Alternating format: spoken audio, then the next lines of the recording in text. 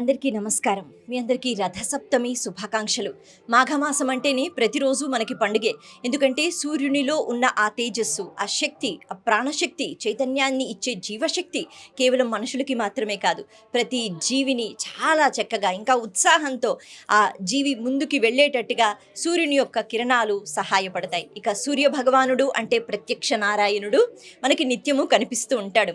మరి సూర్య భగవానుడు ఇదిగో నేను ఇక్కడే ఉంటూ అనుగ్రహాన్ని ఇస్తున్నాను అని స్వయంభూగా వెలిసిన అతి పురాతనమైన ఆలయం జంట నగరాలలో ఒకటి ఉంది. దీని గురించి బహుశా చాలా మందికి తెలియదు.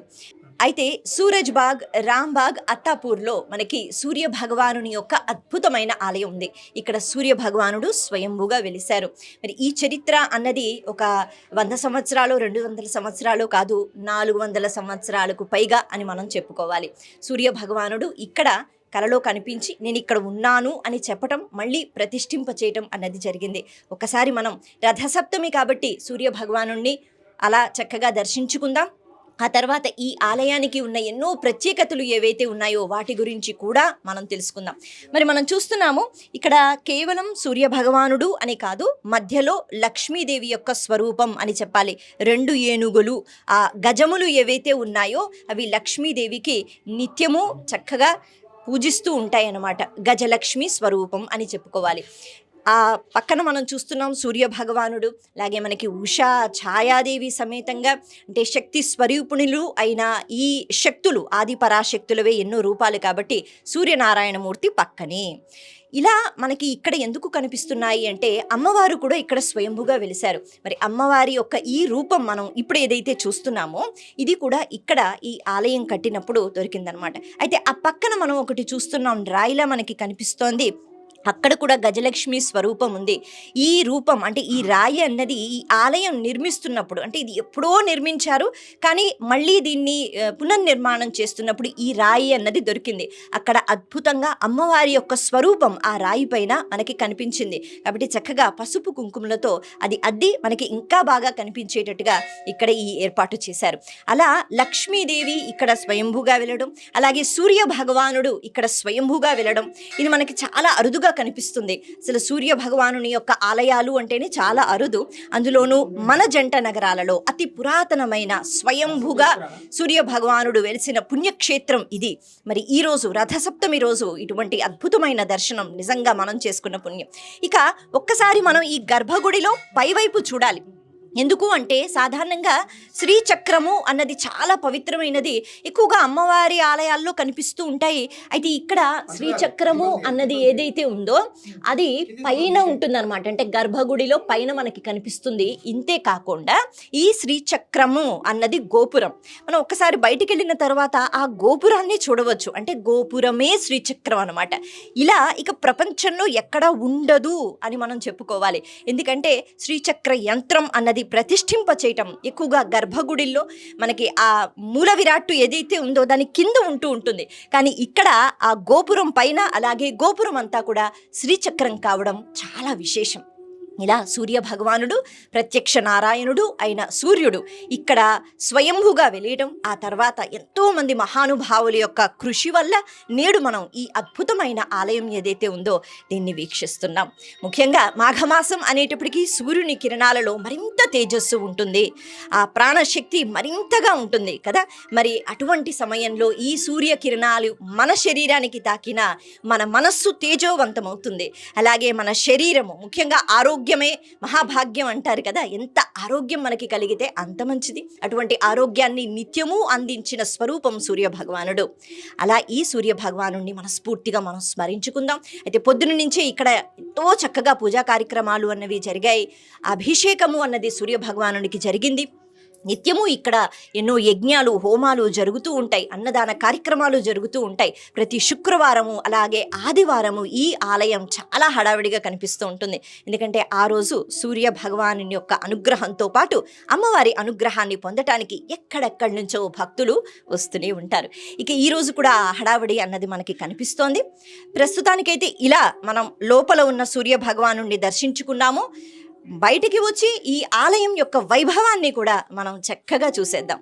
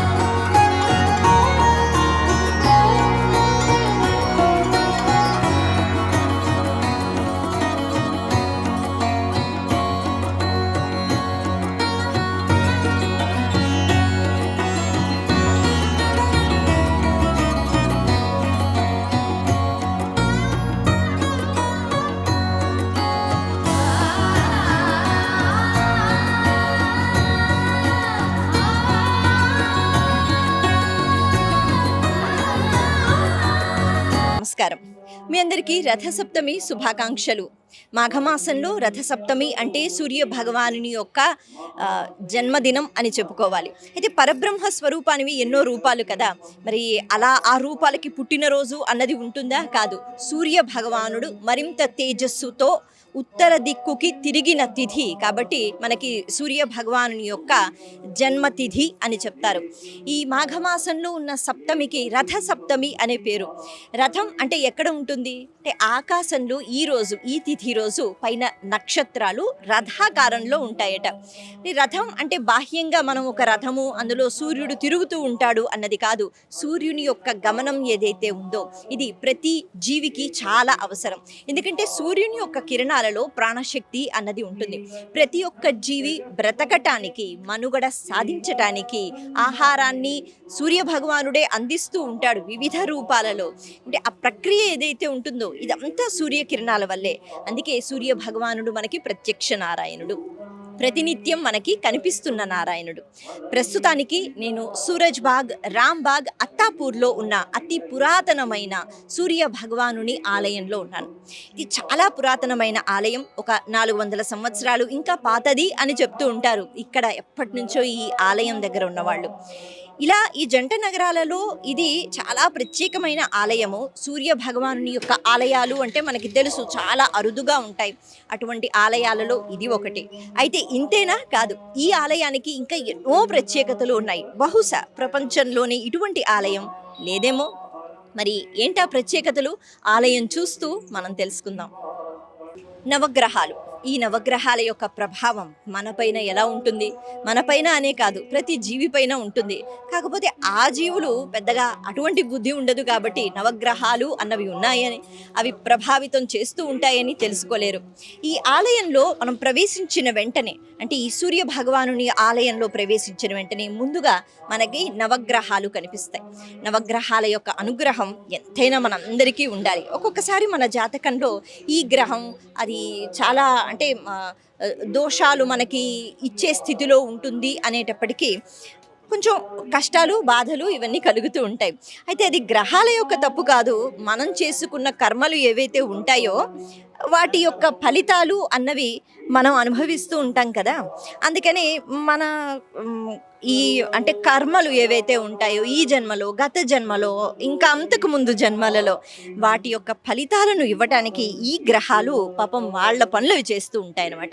అయితే ఒక్కొక్కసారి మనకి అది తట్టుకునే శక్తి ఉండదు కదా.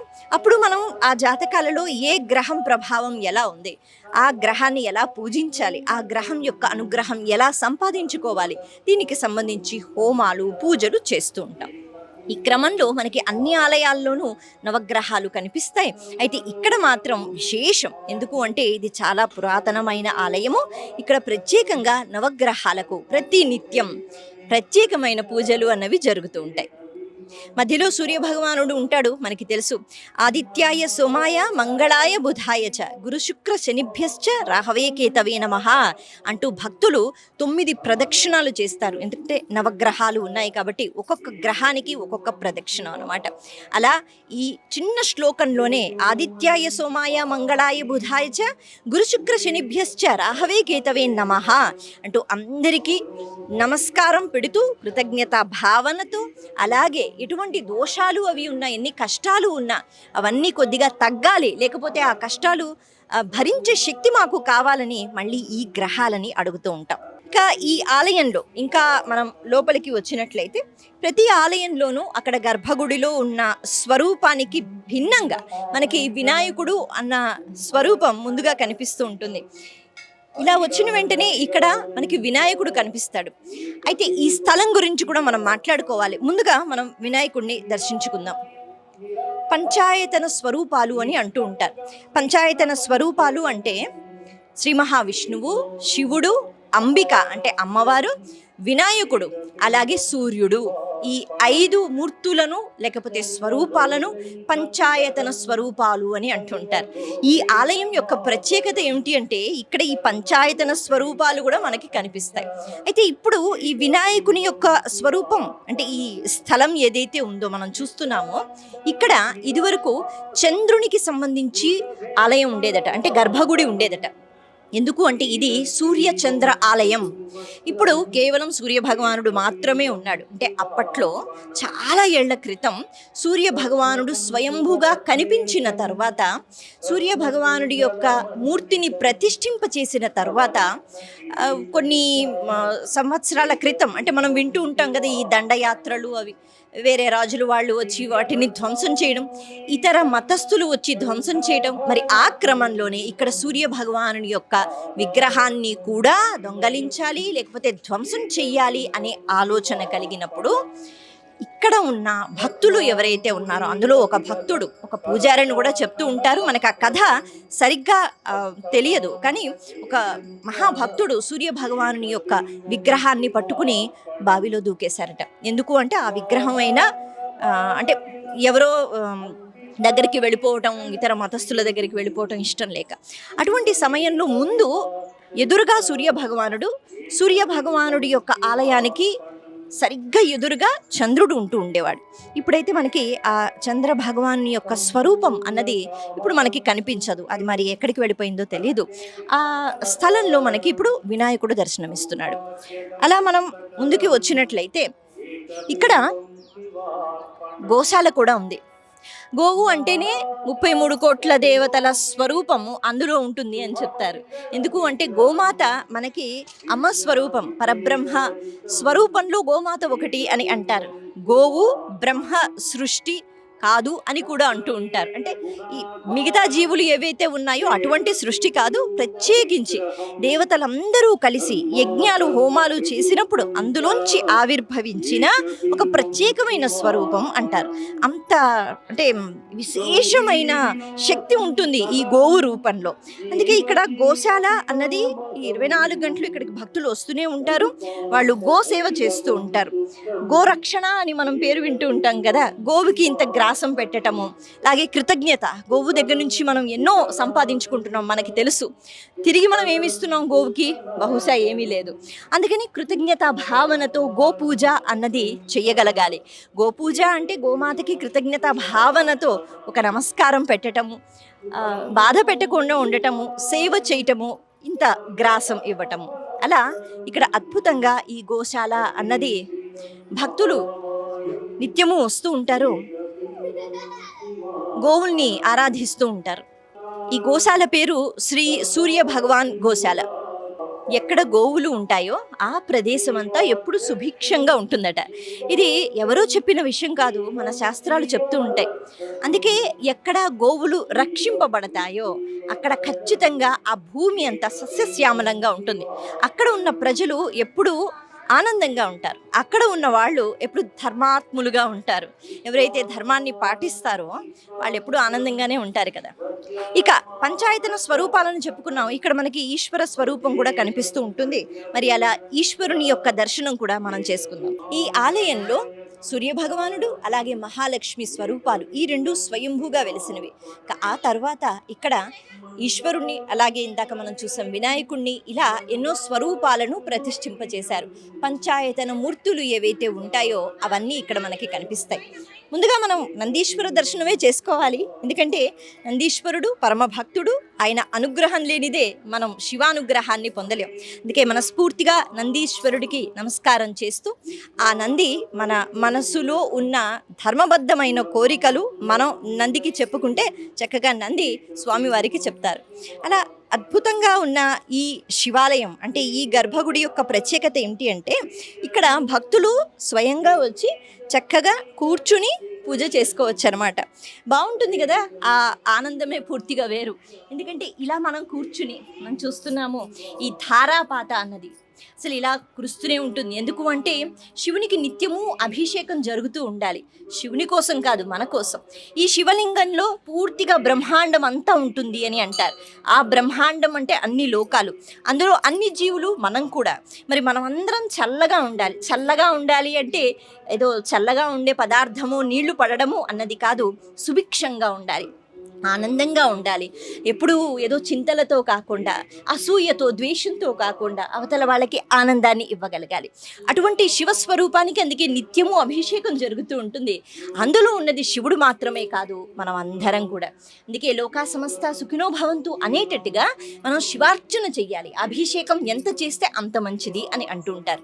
అలా నిత్యము ఇలా కూర్చుని భక్తులు చక్కగా మనస్ఫూర్తిగా ఎంతసేపైనా శివునికి అభిషేకం చేస్తూ పూజలు చేసుకుంటూ ప్రసాదం కూడా అలా తీసుకుని వెళ్ళిపోవచ్చు అనమాట. ఈ ఆలయానికి ఇది ఒక ప్రత్యేకత. ఇక ఈరోజు రథసప్తమి కాబట్టి ఇక్కడ ఒక ప్రత్యేకమైన హోమం కూడా జరిగింది. ఆ హోమాన్ని కూడా మనం చూద్దాం. అలాగే ఇక్కడ మనకి ఇంకొక రూపం కూడా ఉంది, అదే హనుమంతుడు. ఆంజనేయ స్వామి శక్తి అన్నది లేకపోతే అసలు మన మనుగడ అన్నది ఎలా సాగుతుంది? ఆంజనేయ స్వామి మనకి ఎంతో శక్తిని ఇస్తాడు. అంటే బయటకు మనం ఎంత బలంగా ఉన్నాము అన్నది కాదు, మానసికంగా ఈ బలం అన్నది చాలా అవసరం కదా. ఎందుకు అంటే ఎప్పుడూ ఆనందంగా ఉండం మన మనుషులం. అందుకని కష్టాలు ఉంటాయి, నష్టాలు ఉంటాయి, బాధలు ఉంటాయి. అలా వీటన్నిటిని తట్టుకునే శక్తి ఆంజనేయ స్వామి ఇస్తారు. అంతేకాకుండా అద్భుతమైన వాక్కు. మరి ఆ వాక్కు అన్నది అవతల వాళ్ళని ఇబ్బంది పెట్టకూడదు అంటే ఎప్పుడు ఎక్కడ ఎలా మాట్లాడాలో అలా మాట్లాడాలి. ఆ అనుగ్రహాన్ని స్వామివారు ఇస్తారు. మనం చూస్తున్నాం ఆంజనేయ స్వామి యొక్క దర్శనం కూడా మనం ఇక్కడ ఈ అద్భుతమైన సూర్య భగవానుని యొక్క ఆలయంలో మనం చూడవచ్చు. ఈ మూర్తి కూడా తర్వాత ఇక్కడ పెట్టారనమాట. అంటే ఎంతోమంది భక్తులు రావడము, ఆ తర్వాత ఈ ఆలయాన్ని మరింతగా ఇంకా మూర్తులు పెట్టి దీన్ని జాగ్రత్తగా చూసుకోవడము అన్నది జరిగింది. కానీ ఈ ఆలయం యొక్క ప్రత్యేకత ఏంటి అంటే, ఇది స్వయంభుగా ఎక్కడైతే సూర్య భగవానుడు వెలిశాడో అంతా మనకి రాయి, ముఖ్యంగా చెప్పాలంటే గ్రెనైట్ అంటాం కదా, ఆ రాయితో తయారైందనమాట. మనం జాగ్రత్తగా దగ్గరగా చూసినట్లయితే మనకు కనిపిస్తుంది. అంటే ఆ గర్భగుడి ఏదైతే ఉందో ఆ ప్రదేశం మాత్రమే. తర్వాత నిర్మించినవి ఇప్పుడు మనం చూస్తున్న ఈ ప్రదేశాలు. ఇక ఇంకొక అద్భుతం ఏమిటి అంటే, మనం అందరం దర్శించుకోవాల్సింది శ్రీచక్రం. శ్రీచక్రాన్ని అలా నేరుగా చూసేయగలుగుతామా? లేకపోతే శ్రీచక్రాన్ని అలా మనం పూజించగలుగుతామా? దానికి చాలా అర్హత కావాలి, నియమనిష్టలు ఉంటాయి. అలాగే శ్రీచక్ర ఆరాధన అంటే ఒక పద్ధతి ఉంటుంది. బహుశా అందరం కూడా శ్రీచక్రాన్ని పెట్టుకుని పూజించడం అన్నది చెయ్యలేము. కానీ శ్రీచక్ర దర్శనం అన్నది కొన్ని ఆలయాల్లో మనకి చెప్తారు. గర్భగుడిలో లోపల ఎక్కడో ఉంది, అలాగే పైన ఎక్కడో ఉంది, లేదా ఇంకెక్కడో ఏదో ప్రదేశంలో ఉంది. ఇక్కడ మాత్రం ఈ ఆలయంలో అలా వచ్చిన వెంటనే గోపురం వైపు చూసిన వెంటనే శ్రీచక్రం కనిపిస్తుంది. ఈ ఆలయానికి ఉన్న ఒక అద్భుతమైన ప్రత్యేకత అని చెప్పుకోవచ్చు. మరి ప్రపంచంలోనే ఇటువంటి గోపురం మనం మాత్రం ఎక్కడ చూడం. ఎందుకంటే చాలా పెద్ద గోపురాలు ఉంటాయి, లేకపోతే ఎన్నో అంతస్తులతో ఉంటాయి, ఎన్నో భగవత్ స్వరూపాలతో నిండిన గోపురాలు ఉంటాయి. కానీ ఇటువంటి గోపురం మాత్రం మనకి ఎక్కడా కనిపించదు. ఎందుకంటే మనం చూస్తున్నాం ఆ గోపురమే శ్రీచక్రము. అలాగే దాని కింద ఏదైతే ఉందో గర్భగుడి పై భాగంలో శ్రీచక్రం ఉంటుంది. ఆ శ్రీచక్రమే మళ్ళీ గోపుర స్వరూపంతో శ్రీచక్రం కనిపిస్తుంది. అందుకే మనస్ఫూర్తిగా బయట నుంచైనా మనం దర్శనం చేసుకుంటే శ్రీచక్రము అంటే అమ్మవారి యొక్క అనుగ్రహాన్ని మనం పొందినట్టే. సూరజ్బాగ్, రాంబాగ్, అత్తాపూర్లో ఉన్న సూర్య భగవానుని ఆలయంలో ఎన్నో ప్రత్యేకతలు మనం చూస్తున్నాం. రథసప్తమి సందర్భంగా సూర్య భగవానుని ప్రత్యేకమైన హోమం అన్నది జరిగింది. అయితే ఇలాంటి యజ్ఞాలు, హోమాలు ఎందుకు చేస్తారు అంటే, ఎవరికి వారు వాళ్ళ మనసులో ఏవో కోరికలు కోరుకుంటున్నారు కాబట్టి అవి తీరడానికి అని కాకుండా లోకమంతా సుభిక్షంగా ఉండాలి అని. హోమంలో వేసే ద్రవ్యాలు ఏవైతే ఉంటాయో అంటే హవిసుల రూపంలో దేవతలకి సమర్పించటం అన్నది ఒకటి చూస్తాం. ఇంకొకటి ఆ ద్రవ్యాలు వేసిన తర్వాత అందులోంచి వచ్చిన ఆ ధూపము లేకపోతే ఆ పొగ ఏదైతే ఉందో అది మనం పీల్చుకున్నప్పుడు ఎంతో ఆరోగ్యం కలుగుతుంది. అలాగే మన మనసు కూడా పూర్తిగా మారుతుంది. మనసు అన్నది కొంచెం ప్రశాంతంగా ఉంటే, మంచి ఆలోచనలతో ఉంటేనే కదా మంచి పనులు మనం చేస్తాం. ఇటువంటి యజ్ఞాలు, హోమాలలో ఎంత పాలు పంచుకుంటాము అంటే మనం చేయలేకపోవచ్చు, ఎవరైనా ఎప్పుడైనా ఎక్కడైనా చేస్తే అక్కడికి వెళ్ళి కూర్చోగలగాలి, ఆ హోమాన్ని చూడగలగాలి, చక్కని ఆరోగ్యం కలుగుతుంది. అలాగే భగవత్ స్వరూపాల యొక్క నామాలు, మంత్రాలు అవి వినిపిస్తూ ఉంటే అద్భుతంగా అది మన మనసు పైన ప్రభావితం అన్నది చూపిస్తూ ఉంటుంది. ఆ ప్రభావం చాలా అవసరం. ఎందుకు అంటే మన మనసు సక్రమ మార్గంలోకి వెళ్ళడానికి కొంచెం ప్రశాంతత అన్నది మనకి కావాలి. ఈ ఆలయం ఏదైతే ఉందో ఈ ఆలయంలో ప్రతిరోజు నిత్యం పూజలు అన్నవి జరుగుతూ ఉన్నా శుక్రవారము, ఆదివారము ప్రత్యేకంగా ఇక్కడ పూజలు జరుగుతూ ఉంటాయి. అందుకని సూర్య భగవానుని ఆలయం అంటే కేవలం సూర్య భగవానుడు మాత్రమే కాదు, ఇక్కడ ఎన్నో రూపాలు మనం ఏదైతే చూస్తున్నామో ఆ రూపాలతో పాటు సూర్యుని యొక్క అనుగ్రహం నిత్యం మనం పొందుతూ ఉంటాం. సూర్య భగవానునికి నిత్యము అర్ఘ్యం ఇవ్వడం అన్నది మనిషి చేయవలసిన కర్తవ్యం. ఇది సనాతన ధర్మం మనకి నేర్పించింది. అయితే అప్పట్లో ఆ యుగాలలో క్రమం తప్పకుండా అందరూ చక్కగా స్నానం చేసి సూర్యునికి అర్ఘ్యం ఇచ్చేవారు. ఎందుకంటే నదుల్లో చెరువుల్లో స్నానాలు చేసేవారు కదా, సూర్య భగవాను ప్రతిరోజు చూసి ఆరాధించి చక్కగా నీళ్లు విడిచిపెట్టి అర్ఘ్యం ఇవ్వడం అనమాట. అయితే మనకి అలా ప్రతిరోజు అంటే రాను రాను యుగాలు మారుతున్న కొద్దీ, రోజులు మారుతున్న కొద్దీ కొన్ని ఆచారాలు అన్నవి ఇప్పుడు అంతగా కనిపించట్లేదు. అయితే మాఘమాసం అనేటప్పటికీ ప్రత్యేకంగా సూర్యుని యొక్క కిరణాలలో శక్తి అనేది అద్భుతంగా ఉంటుంది. ఉత్తరం వైపుకి తిరుగుతాడు కదా సూర్యుడు. ఈ కిరణాలలో ఉన్న శక్తి అన్నది మనం దీన్ని సద్వినియోగం చేసుకోవాలి. అది ఎంత మనకి అంటే ఈ కిరణాలు ఎంత మన శరీరాన్ని తాకితే అంత ఆరోగ్యం. ఇక ముందు ముందు వేసవి కాలంలో వడదెబ్బ తగలకుండా ఉంటుంది, అలాగే సంవత్సరం అంతా చక్కని ఆరోగ్యం ఉంటుంది. అందుకోసం కొద్దిగా కృతజ్ఞత భావనతో సూర్యుడు, ఎందుకు అంటే ఆయన ఎప్పుడు ఎన్ని పూజలు చేశావు, ఎంత పాపం చేశావు, ఎంత పుణ్యం చేశావు అని లెక్కలు కట్టడుగా పాపం అందరికీ తన అనుగ్రహాన్ని ఇస్తారు. అలా బయటకు వచ్చి చూస్తే చాలు ప్రత్యక్ష నారాయణుడు మనకి కనిపిస్తాడు. అటువంటి సూర్య భగవానుడికి అర్ఘ్యం ఇవ్వడం ఈ మాసంలో ఖచ్చితంగా, అంటే ఈ మాసంలో అయినా చెయ్యండి అని మన పెద్దలు చెప్పారు. అర్ఘ్యం ఇచ్చేద్దాం. సూర్య భగవాన్ యొక్క స్వరూపాన్ని ఇక్కడ పెట్టారు. ఈరోజు ఇక్కడికి వచ్చిన భక్తులందరూ ఈ అర్ఘ్యం ఇస్తూ కృతజ్ఞతా భావనతో నమస్కారాలు తెలుపుకోవడం అనమాట. అదే ప్రయత్నం మనం కూడా చేద్దాం.